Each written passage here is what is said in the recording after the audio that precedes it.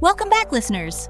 Today, we're diving deep into the fascinating world of psychology, specifically focusing on guilt. You know, in psychology, the phrase, "it's all your fault," is called projection. This means we often ask others to take responsibility for our feelings, avoiding our own accountability. On the flip side, "it's all my fault" is termed internalization, where we take on responsibilities that aren't ours, leading to unnecessary guilt in our lives. Wow, that's really interesting. So like when we blame others, it's a way to dodge our own feelings. Sigh, that's kind of mind-blowing. Exactly. Whether it's your fault or not, this mindset can cause pain and lead to guilt.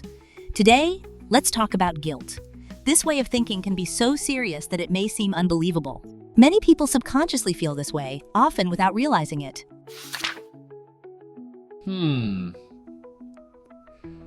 I can see how that could be a huge issue.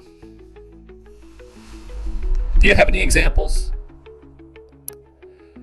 Laughs. I love a good story. For sure. For example, I had a student whose twin brother suffered from severe depression and dropped out of school. He felt guilty for not taking better care of his brother, believing he was responsible for his brother's condition. This guilt can linger for years. Oh man, that's heartbreaking.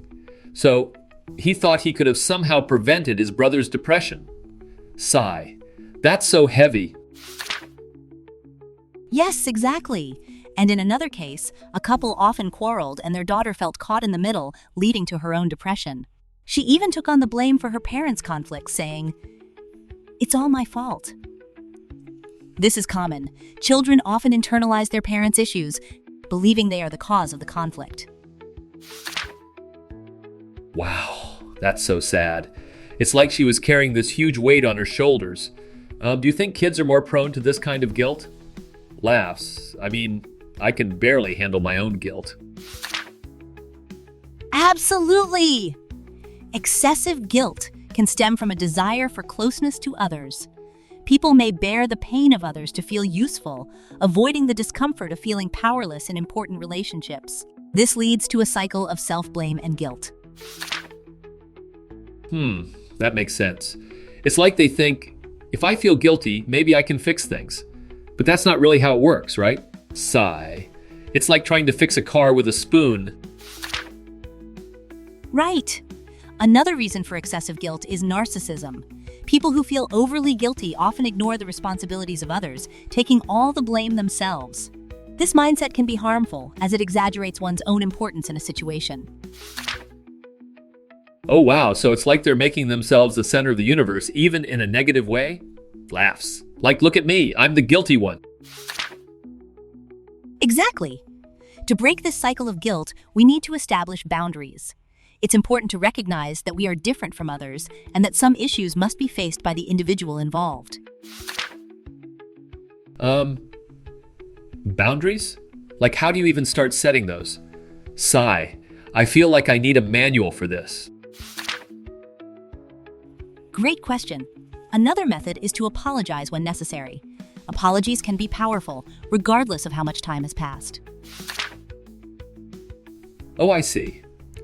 So it's not just about saying sorry, but really understanding the impact of our actions. Laughs like, oops, my bad, but with feelings. Yes. We can also create an influence list to assess responsibility. For instance, if a child's academic performance declines, the mother might feel guilty for not spending enough time with them. However, it's essential to evaluate the influence of others, like the father or the teacher, on the child's performance. That's a cool idea. It's like a guilt audit. Sigh. But what if someone just can't let go of that guilt?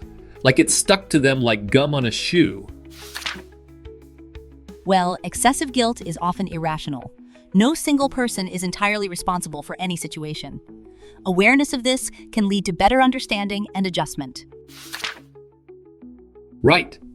So, it's about realizing that we're not superheroes who can control everything. Laughs. I can barely control my cat. Exactly. Controlling oneself does not mean controlling everything. We must recognize that many factors contribute to outcomes, and we should let go of the obsession with blame. If mistakes are made, it's crucial to move forward rather than dwell on the past. Wow, that's such a powerful message. It's like we need to give ourselves a break sometimes, right? Sigh. Like take a guilt vacation. Absolutely. It's essential to practice self-compassion and understand that everyone makes mistakes. Learning from them is what truly matters. I love that. Self-compassion sounds like a warm blanket for the soul. Laughs. I think I need to wrap myself in that more often.